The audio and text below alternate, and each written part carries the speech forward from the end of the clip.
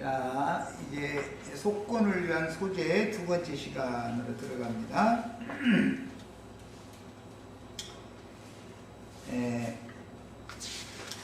예수님은 그 마지막 한 주간 동안이 제일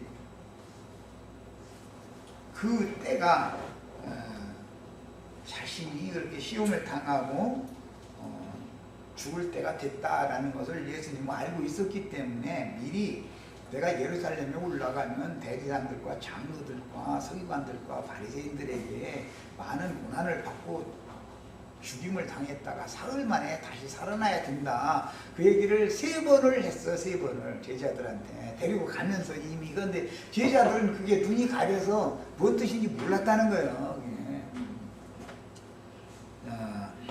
또 제자들이 미리 다 알아들었으면은 뭐 내가 죽는데도 같이 따라가겠다고 그런 장담이 안 나오지. 알아들었으면.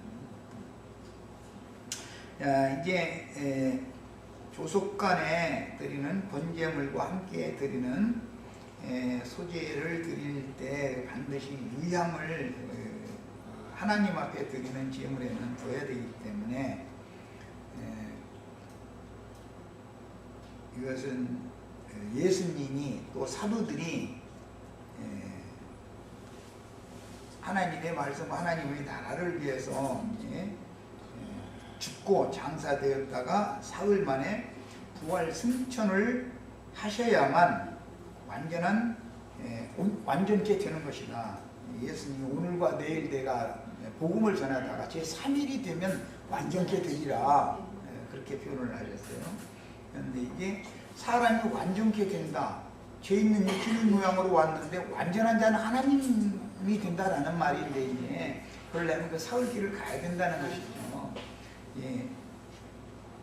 그런 것을 실현하기 위해서 이제 이런 말씀을 그냥 향내가 나는 말씀이 되게 하기 위해서는 예수님의 말씀에다가 마리아의 그 향유가 이제 더해져야 된다라는 걸 지금 이제 살펴보는 거예요.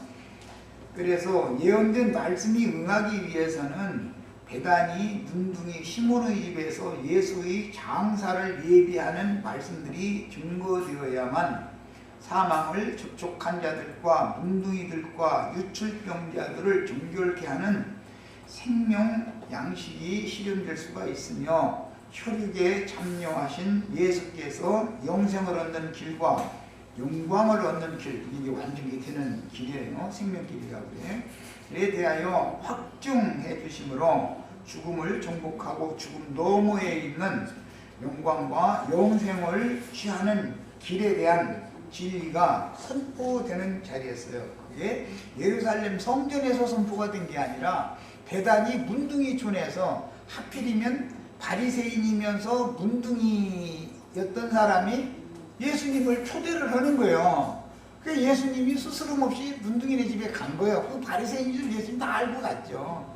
그런데 그 자리에 마리아가 와가지고 자기 옥합을 깨서 주님의 머리와 그 몸에 붓고 그 머리털로 주님의 발을 이렇게 씻어가면서 눈물로 발을 씻었다 이렇게 했어요. 자, 주님은 마리아가 주님의 장사를 위하여 자신의 옷값을 깨뜨려서 향유를 부은 헌신을 하는 것을 복음이 전파되는 곳마다 함께 전파하여 기념을 삼으라. 이게 기념 소재단 말이야. 기념 소재. 소재물은 광주리로 만드는 거야. 그래서 뭐 12광주리 가득히 이제 이런 뭐 7광주리가 남았다, 12광주리가 남았다. 이것은 우리들을 제사장들을 다 먹이기 위해서 남겨놓는 것이잖아. 하나님이 다 받아 잡숴보시고 아무것도 남겨준 게 없어. 우리는 못 먹고 살아. 실제는 우리를 먹여 살리려고 주님이 기념 소재로 그렇게 앞에 가신 것일 뿐이지. 자, 그래서 레위기 율법을 실현시켜서 성경을 응하게 하셨으니 소재는 이 생에 보내심을 받은 예수님의 인생을로 대표되었고 소재의 적용은 우리도 이 생에서 많은 고난을 통해서 순종을 배워 하나님이 받으실 떡덩어리들이 되는 거예요. 이게 온전케 된다 그래요. 순종을 배워서 온전케 된다는 건 말씀이 육신이 된다. 말씀이 그 사람 자신에게 응해서 자신있게 어디를 가든지 진리가 내 안에 있다. 진리신 하나님 나와 함께한다라고 자신있게 증거할 수 있게 돼야 된다는 거예요. 그러니까 하나님은 그냥 교리만을 소재제물로 지금 제시한 게 아니라 사람 자신이 그 소재를 먹으면 그 사람이 되죠. 어떤 음식을 먹으면 그 사람의 피와 살과 뼈가 되잖아. 그 사람 자신을 가서 공급해라, 그런 뜻이란 말이에요, 성경에는. 자, 주님의 몸은 죽음과 장사를 거쳐 부활하여 하나님께 연락된 온전한 번제물로 속죄와 속건을 위해 드려진 후에 그 영으로 세상에 대림하여 모든 믿는 자들에게 영원한 생명을 주기 위한 살, 곧 생명의 떡인 소재로 드려졌는데, 진리의 성령께서 일곱 교회 사자들을 통해서 교회들에게 말씀하시는 그 영과 신부의 말씀은 처음 익은 곡식가루로 만든 거룩한 떡의 최후 완성이다. 성령과 신부의 말씀이 거룩한 떡상에 진설되는 최종 완성된 말씀인 거예요, 성경이라는 것은. 그래서 예수께서 말씀하셨다라고 말이 나오지만, 그 다음에 그리스도의 말씀, 그 다음에 성령이 교회들에게 하시는 말씀, 최후로 성령과 신부가 하는 말씀을 들으라. 그래서 이 소재제물을 완성하는 말씀이 단계적으로 기록되어 있어요. 율법의 거룩한 상의 조석으로 진술하는 12등의 떡은 주님의 거룩한 말씀을 맡은 12사도들을 상징하며, 떡만 진술을 한다고 생각하지 말고 계시로 받은 말씀을 그 사람의 인생을 거치면서 그 사람의 인격화되어진 말씀을, 생명의 말씀이다 그러죠. 이 말씀을 진설을 해야 된다는 거예요. 그 다음에 그런 말씀을 이제 신약의 용어로는 레마라고 그래요. 계시가 즉각적으로 그때 적용되어지는 말씀이란 말이에요. 로고스, 이렇게 기록되어져 있는 문자의 말씀만을 가지고서는 사람을 설득하기가 어려운 거예요. 어려우니까 로고스의 말씀이라는 것은. 그러나 이제 이 말씀을, 계시를, 기록된 말씀을 통해서 이제 근거가 되는 거니까 계시를 받아가지고 그 삶 가운데 그 말씀이 그 사람에게 응한 사실을 가지고서 증거를 하면 사람들이 다 말씀을 쉽게 받아들일 수가 있게 되는 것이죠. 그런데 여기 이제 어떤 누룩을 오늘 말씀은 절대 넣지 말라 그랬죠. 그런데 사두개인, 바리새인, 헤롯당들이 누룩을 섞어서 가르쳤기 때문에 바리새인들의 누룩을, 사두개인들의 누룩을 조심하라. 헤롯당들의 누룩을 조심하라. 예수님이 그랬던 거예요. 누룩을 넣으면 안 되는 것이죠. 이 말은 사람의 생각, 인간 교훈을 가지고 하나님의 말씀을 혼잡시키지 말아라, 그 말이다.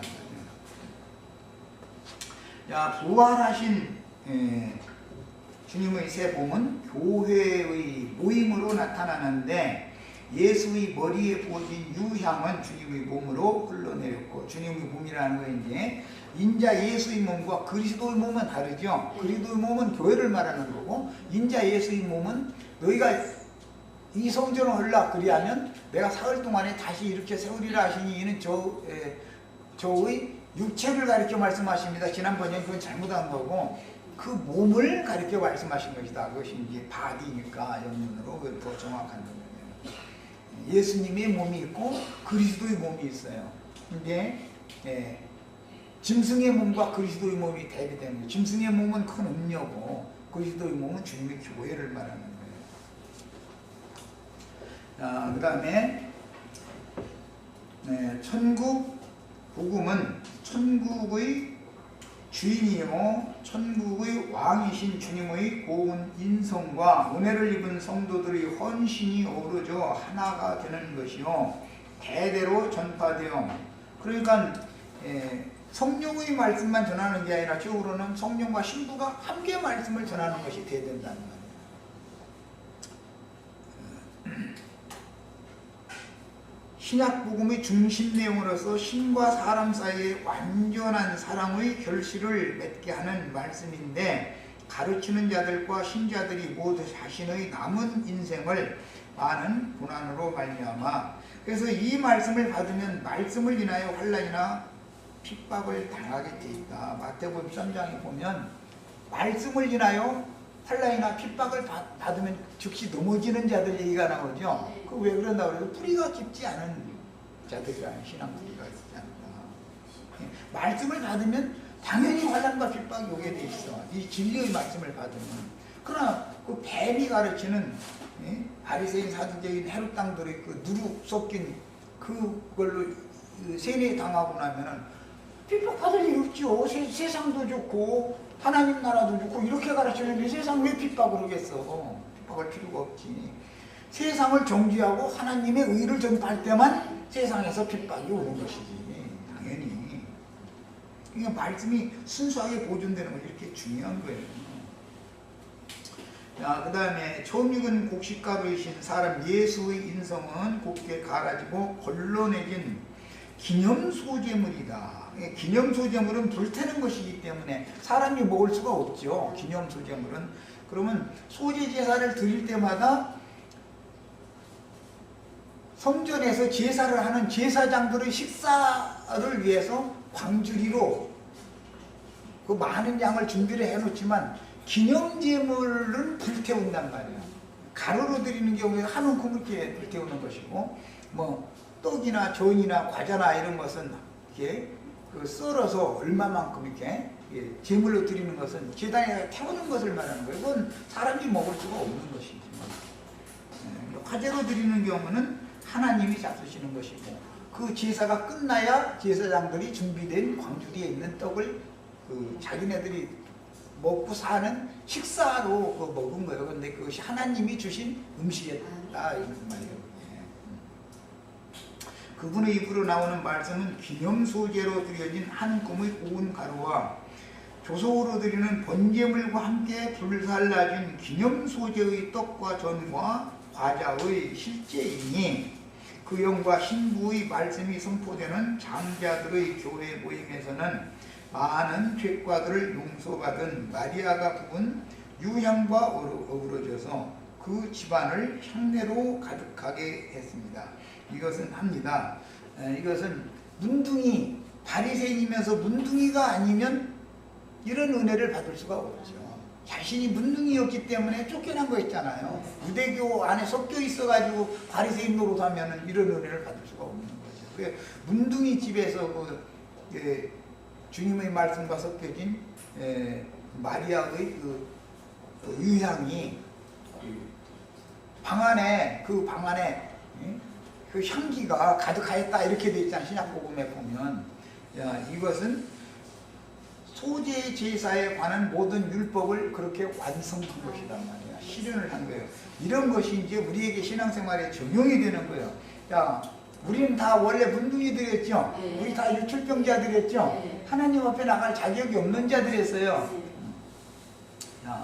그랬는데 교회에 부르심을 받아서 교회로 와서 교회에서 이런 향기가 가득한 집 안에서 이제 이런 음식을 먹는 거예요. 거룩한 음식을.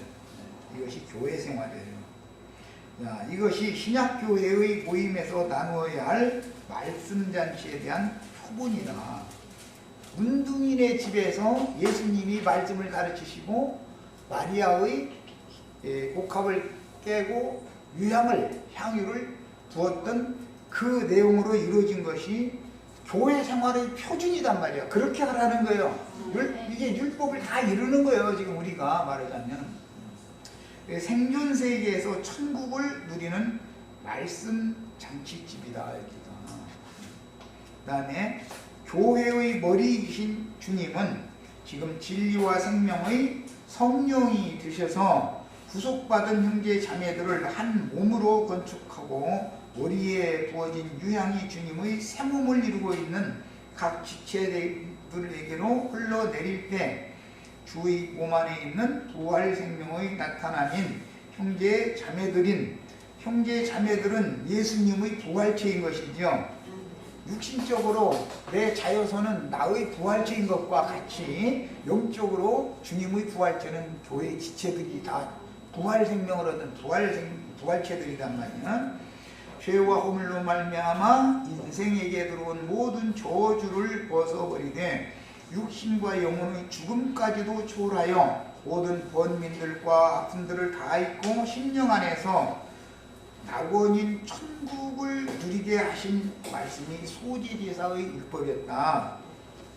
그 다음에 제단에 불살라진 한 움큼의 기념소재 뿐만 아니고 이제 떡이나 전병이나 또는 과자를 이렇게 뭐 썰어 가지고 해서 기념 소재로 번제단에 불살라 드리라 그랬는데, 어쨌든 이렇게 기념물로 드려지는 것은 사람의 몫이 아니라 하나님의 몫인 거예요. 그런데 준비는 많이 한다. 준비는 제사장들이 다 먹을 양을 준비를 해요. 그렇지만 그 중에서 기념물만을 이게 화제로 불살라 드린 것, 그것이 제사가 끝나면 준비된 그 음식을 나눠 먹는 거예요, 제사장들이.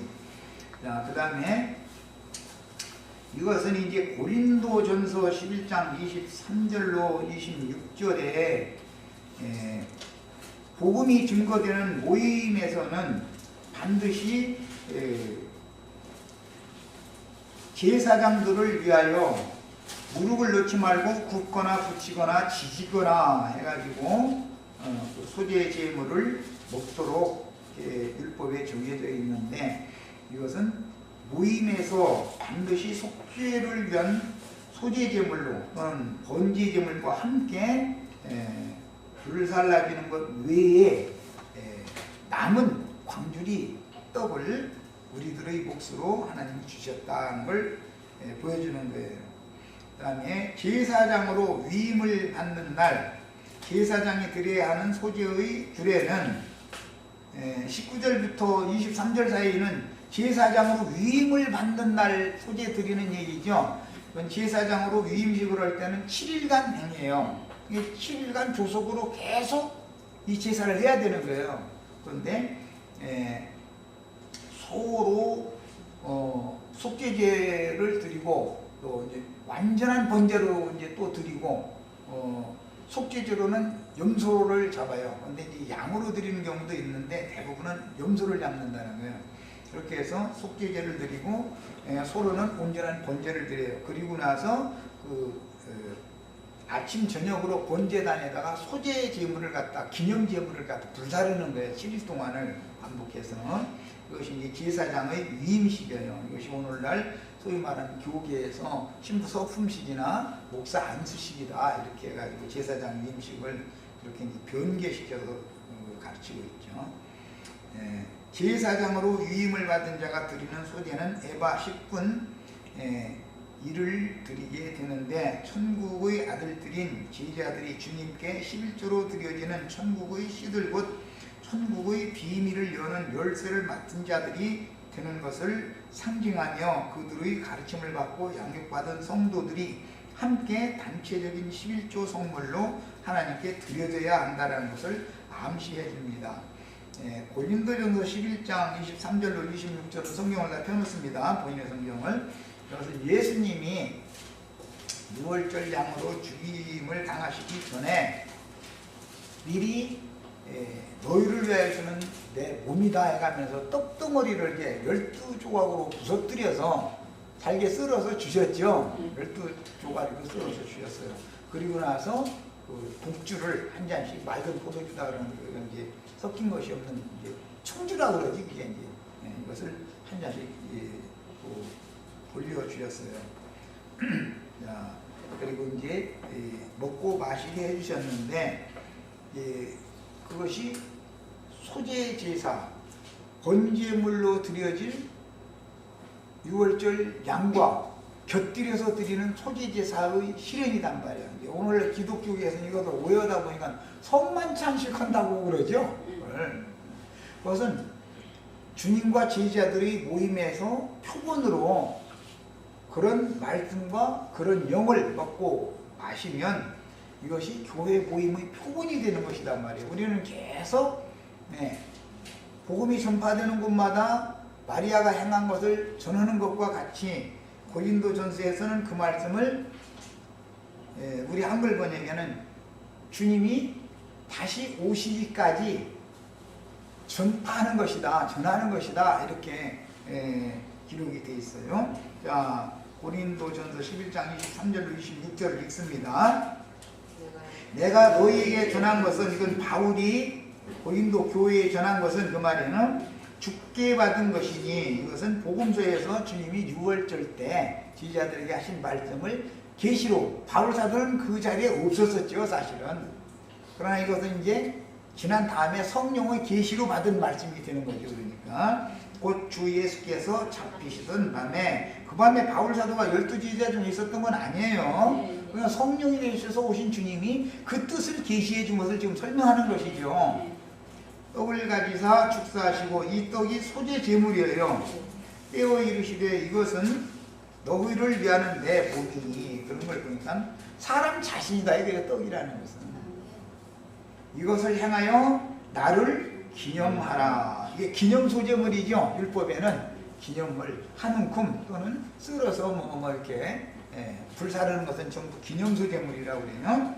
식후에 또한 이와 같이 잔을 가지시고 이르시되 이 잔은 내 피로 세우는 새 언약이니 이것을 향하여 마실 때마다 나를 기념하라 하셨으니, 이 피를 마신다라고 하는 것은 저희가 받을 성령을 가리켜 말씀하시는 거예요. 인들이 받을 성령을 말하는 거예요.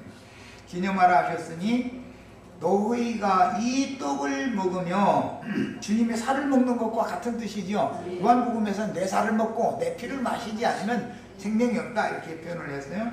이 잔을 마실 때마다 주의 죽으심을 그가 오실 때까지 전하는 것이니라, 이렇게 우리 번역에 이렇게 놨는데, 이 오실 때까지 라고 번역한 이 번역은 이 문자상으로는 에르코마이라고 해서 이제 중간태라고, 지난번에 내가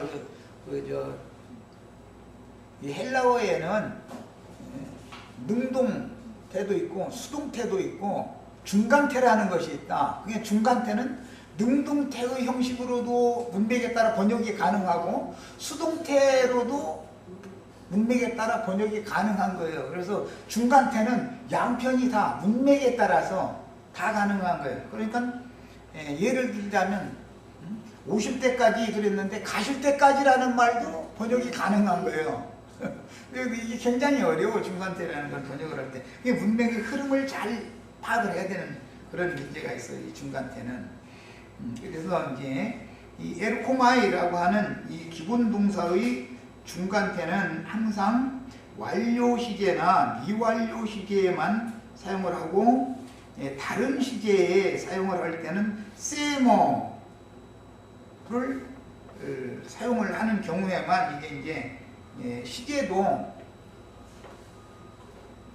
과거 시제도 있고 현재 시제도 있지만 중간, 현재 진행되어지고 있는 시제도 있어. 이제 늘 그래서 이제 이 그 문장에 따라서 이것은 말하고자 하는 의도가 뭐다라고 해석을 해야 된단 말이야, 항상. 그 다음에 그래서 오다 또는 가다, 양면으로 번역이 가능하다. 이게 왜? 중간태니까. 동사형이지만 오는 것도 동사형이죠. 가는 것도 동사형이요. 그런데 이건 중간태니까 문맥에 따라서 어떨 때는 온다라고도 번역이 가능하죠. 어떨 때는 간다라고도 번역이 가능한 거예요. 이 중간태라는 이렇게 문맥에 따라 번역을 하는데, 여러 가지의 다양한 이제 적용을 할 수가 있고, 문자적으로 또는 상징적으로 볼 때 동반한다라고도 번역이 가능하고, 나타나다라고도 한글 번역이 많이 되어 있어요. 그 다음에 이르다라고 번역된 것도 있어요. 그 다음에 가져오다, 들어오다, 떨어져 나가다, 잘하다라고도 번역이 된 부분이 있어요. 그러니까 이 에르코마이라고 하는 이 단어는 그냥 주의 죽으심을 그가 오실 때까지 전한다, 이렇게만 번역을 하는 것은 너무 단편적인 생각으로 지금 번역을 한 거예요. 특히 여기 이제 오류를 우리는 한국 사람들이 어감으로는 이 용어 사용이 예수님이 아직 안 오셨다라는 전제하에 지금 번역을 해놓은 용어이기 때문에 이건 완전히 오번역을 보다시피 한 거예요. 이건 너무 미흡한 번역을 한 거죠.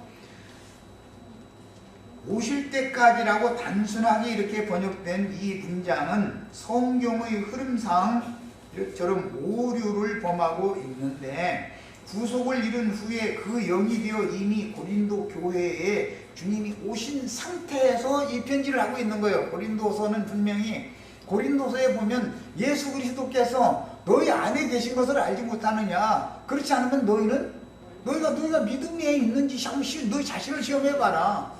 예수님이 이미 오셔서 너희 안에 계시지 않으면 너희는 버림받은 자다, 이런 바탕을 가지고 지금 말씀을 하고 있기 때문에 교계가 번역한 그냥 단순히 주의 죽으심을 그가 오실 때까지 전하라 이렇게 번역을 해놓으면 지금 오류를 범하고 있는 것이죠. 고린도 전서의 흐름이나 신약성경의 의도에 맞지 않는 생각으로 지금 번역을 잘못되는 거예요. 이 중간태는 이렇게 번역하기가, 오류를 범하기가 쉬워요. 그래서 이런 표현은 기독교계에서 주님이 아직도 재림하지 않았다는 기본 개념에서 오역을 한 말이므로 중간태인 에르코마이라는 이 기본 동사를 번역할 때는 반드시 문장의 흐름에 따라서 능동태로도 또는 수동태로도 번역할 수가 있음을 고려해야 합니다. 본문에서 주의 죽으심을 그가 오시기까지라기보다는 그분이 이르실 때까지 또는 그분이 나타내시기까지라고 번역을 하는 것이 훨씬 더 좋은 번역이다.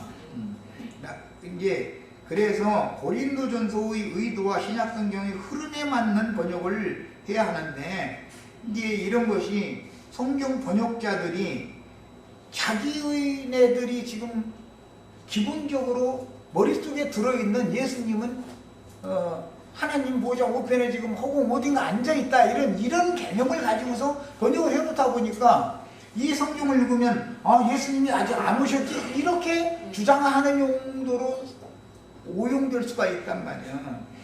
그러면 여기에서 뭐 오실 때까지라고 했다고 해서 꼭 뭐 틀렸다라고 누구도 말할 수는 없어요. 왜냐하면 오다라는 의미도 있으니까, 또는 가다라는 의미도 되니까. 신부성과 주님이 함께 재림을 완료하신다. 그러니까 이미 그 영으로 2000년 전부터 제자들에게 이미 오셔서 매 세대의 교회들에게 늘 함께 계시죠.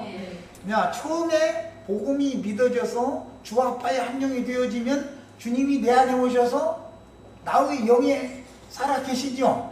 그래서 나는 주께서 너의 심령에 계시기를, 함께 계시기를 원하노라, 이게 신약성경의 의도잖아요. 그런데 기독교계는 주님이 나의 심령에 계신다고 보면은 막 그 이단 나왔다 이래버린단 말이에요. 주님이 내 심령과 내 마음에 살아계시다, 이것을 당연히 증거를 해야 되는 것인데, 그 얘기를 하면 이단 나왔다는 거예요. 몇 년도 몇 월 며칠 날 어느 한 날 주님이 뿅 하고 어떻게 올 것을 생각하고 있기 때문에 그렇단 말이에요.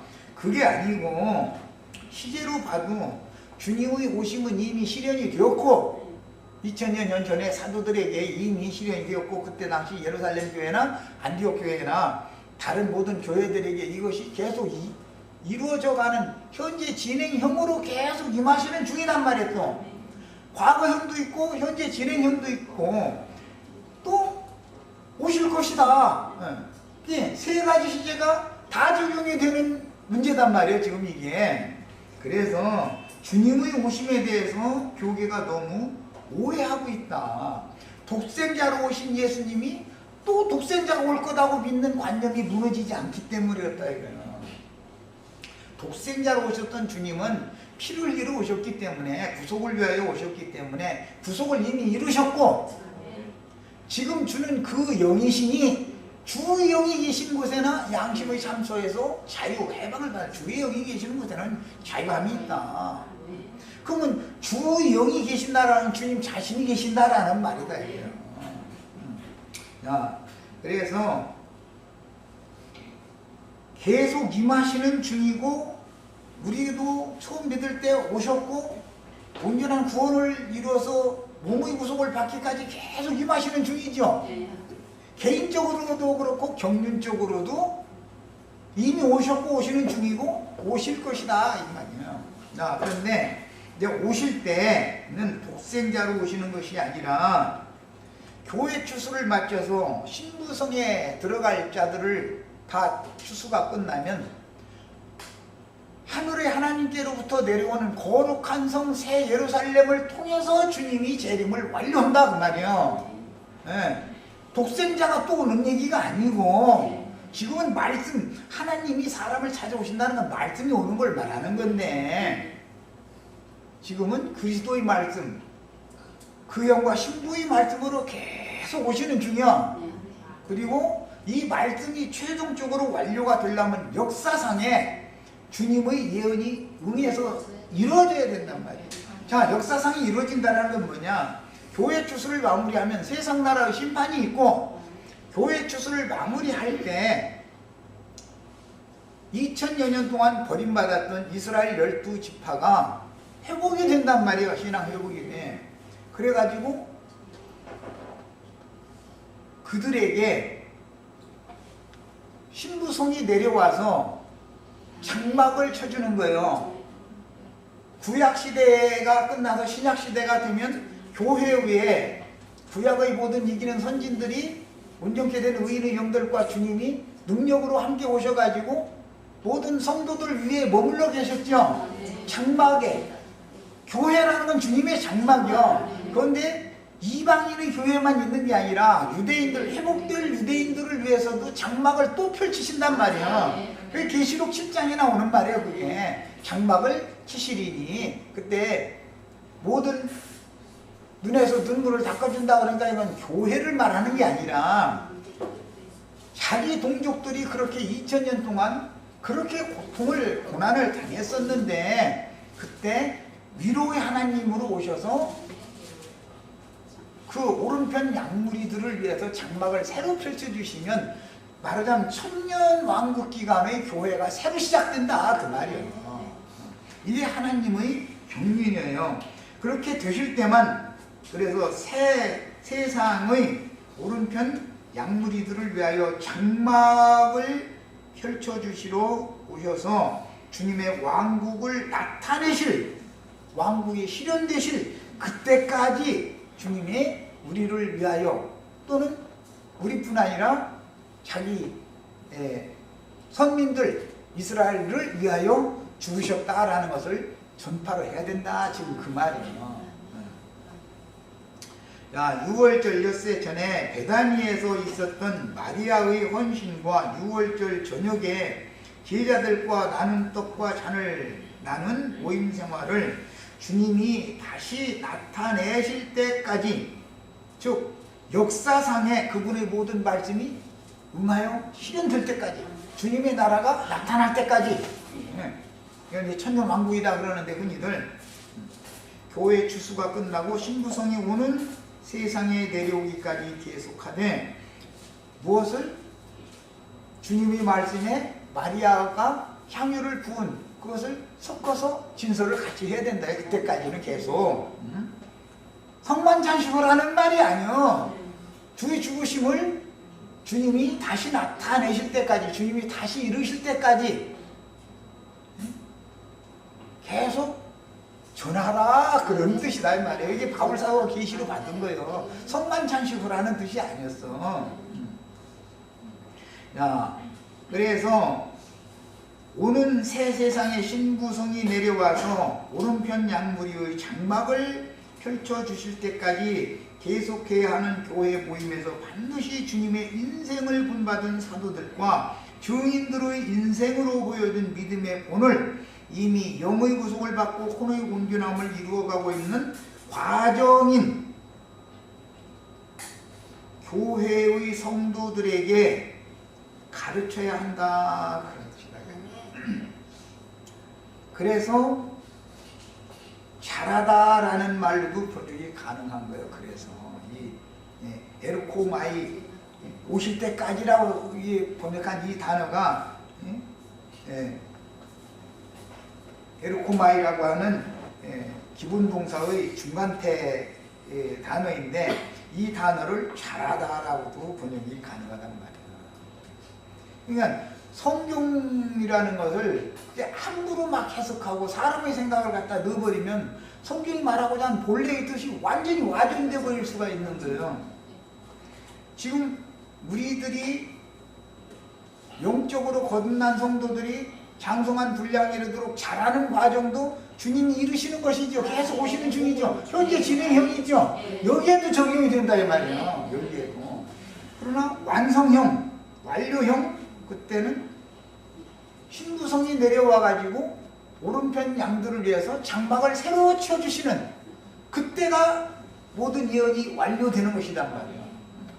그러니까 그때까지는 계속해서 주님이 누구를 위하여 죽었는가? 우리를 위하여 죽었다. 이것을 전파를 하라 그 말이에요. 이것이 바울 사도가 계시로 받은 성만찬 식이 아니고 주님의 살과 주님의 피를 먹고 마시게 주신 주님과 제자들의 모임이다 이거예요. 바울 사도는 이렇게 깨달아요. 그러니까 바울 사도의 계시는 어마어마한 거죠. 제사장들 중 모든 남자가 먹으라는 뜻은 말씀을 가르칠 사명과 위임이 있는 장로 형제들은 반드시 그리스도의 그 영으로 영이 소성함을 받아야 함은 물론이고 이 생에 사는 동안 많은 고난을 받아 순종을 배워서 온전함을 이루는 본을 보이며 부드럽고 고운 인성으로 맡겨주신 양머리를 돌보며 가르쳐야 합니다. 또 이제 부드럽고 고운 인성 이 얘기하면 이제 온유한 자 땅을 차지한다 이 얘기하면 또 사람 준 사람 얘기할까 하면서인데 그게 아니고 베드로나 바울이라는 사람이 성질이 보통 급한 사람들이 아니요. 성경을 읽다 보면 바울이라는 사람이 성깔이 한성깔 있는 사람이요. 그런 사람 길들여 쓰는 얘기요. 예수님이 성깔 없는 줄 알아도 내가 가끔 그 얘기하지만 성전에 들어가서 돈 받고 주고 재물 파는 자들 상 뒤집어 엎어가면서 다 가지고 나가라고 할 때 아이 뱀님들 나가주세요 이렇게 한 게 아니야 절대로. 그러면 그게 말씀 전파가 되겠어요. 성전을 정화하려고 지금 하시는 분이 올프처럼 막 채찍을 만들어가지고 막 휘둘러 대가면서 막 다 가지고 나가! 얘가 진짜 나가네. 이렇지 이 뱀들 앞에 싸이 새끼들란 말이에요. 그래가지고 하나님의 거룩한 성전은 기도하는 집이 되어야 될 집을 말이야. 지금 장사꾼의 집 만들어 놓고 앉았잖아 이놈들 말이야. 이렇게 얘기하셨지. 아이 뱀님들 독사새끼님들 나가주세요. 이렇게 좋은 말로 했다고 생각하면 큰 오산이요. 뭐가 진짜 오묘한 건지를 아셔야 돼. 얘가 나가버려가지고 이거 바꿔야 쓰거든. 누룩을 이제 소지에 넣지 못한다라는 것은 바리새인 사두개인 헤롯 당 이런 사람들의 그 혼잡한 가르침. 그러니까 그들이 임의로 섞은 말이다. 진리의 말씀에다가 누룩을 늘 섞는 거예요. 부드러운 떡으로 만들어서 먹이려고 누룩을 섞겠지만 하나님 말씀에는 제물로 진설을 하는 떡에는 절대 누룩을 넣으면 안 된다는 거거든요. 그 다음에 이 세상에서 거룩한 성막의 뜰에서 먹으라 그랬는데 이것은 교회의 모임을 상징하는 말이다. 그 다음에 기름으로 반죽하여 굽고 또 기름에 적신 떡조각들을 들이대 온전히 불살라서 향기로운 냄새를 드림으로 제사장들의 위임 때에도 향기로운 냄새를 드리라고 되어 있죠.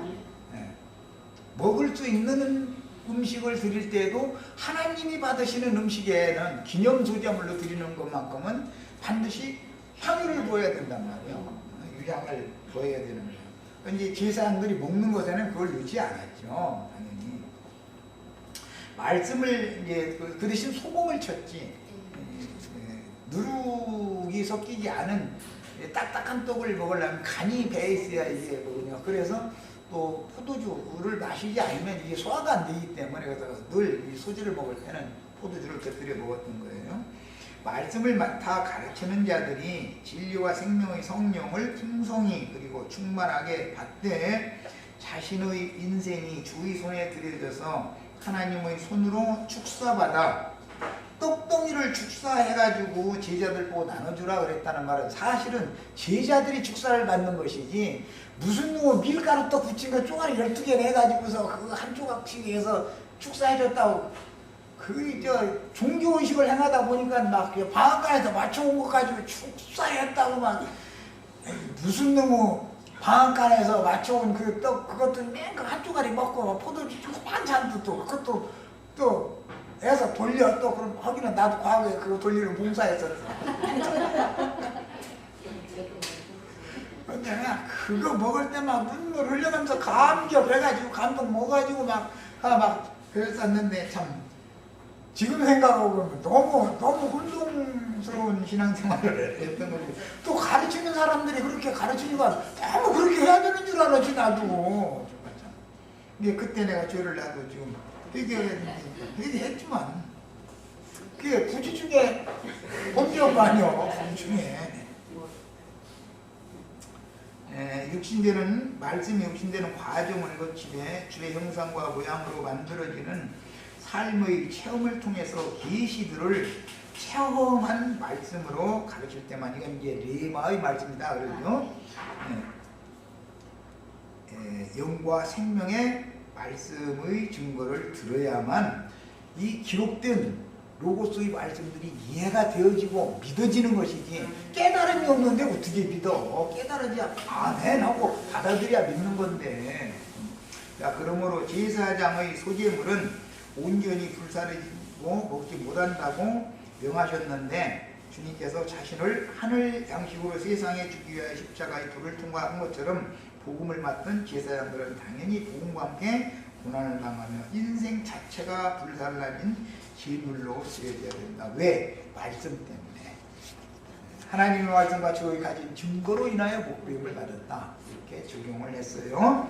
자, 그래서 이 말은 제사장의 소재물은 오직 하나님께서만 받으신다. 불 태우는 것은 하나님께서만 받는 건데 밀가루 한 주먹이나 무슨 떡이나 전이나 과자를 이렇게 불사른다고 해가지고 그걸 하나님 받으신다는 그것은 하나의 상징이고 모형이지 실제로는 우리 형제 자매님들이 어떤 영혼들을 위하여 순교자로 드려질 불태워질 말씀을 맡은 제사장들이다. 지금 그걸 상징하는 말이단 말이야.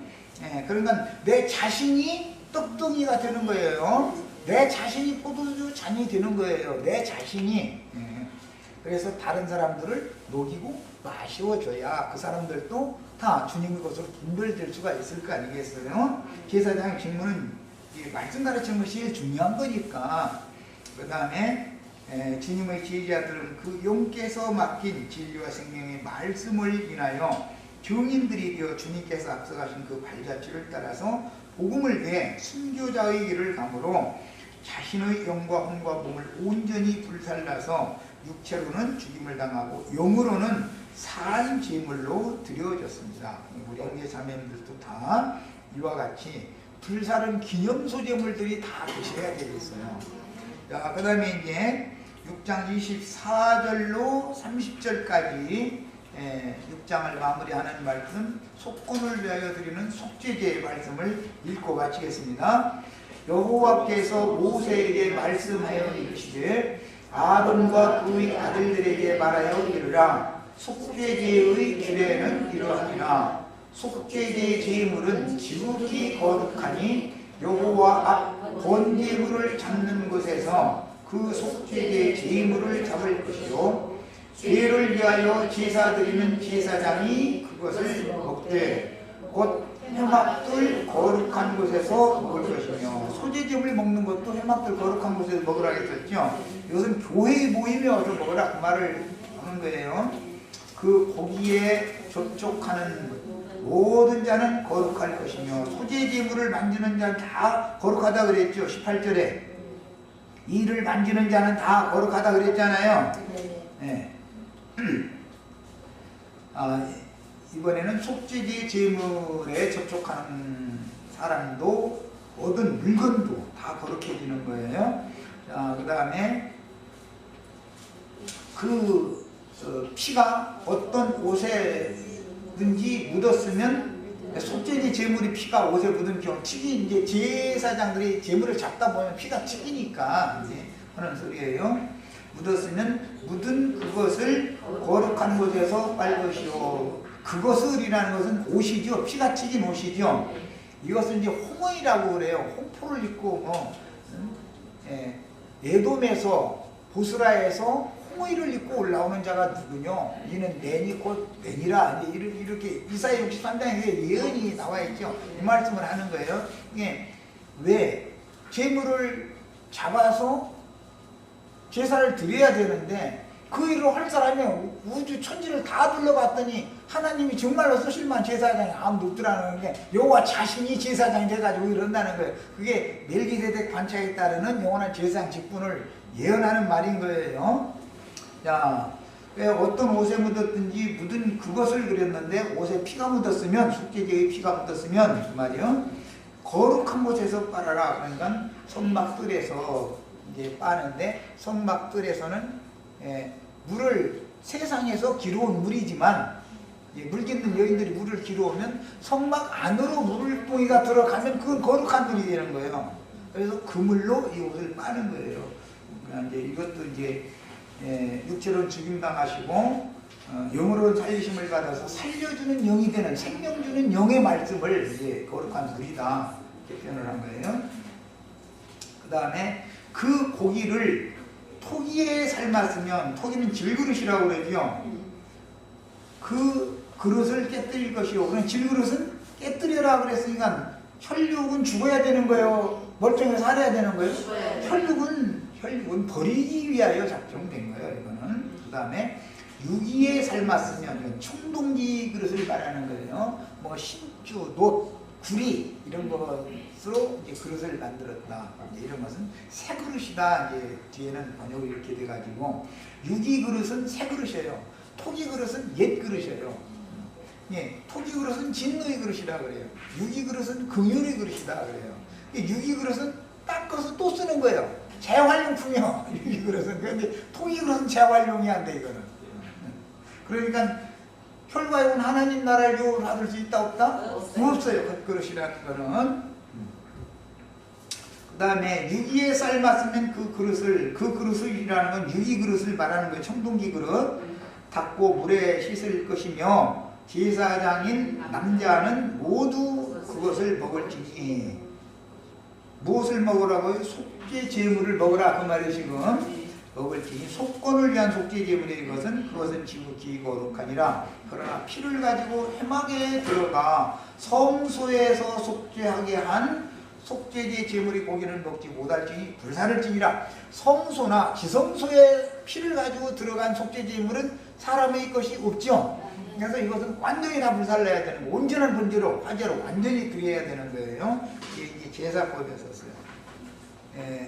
그러면 일단 시간이 다 됐기 때문에 마치고 다음 시간에 속건을 위한 속죄제의 규례에 대해서 말씀을 나누도록 하겠습니다. 마칩니다.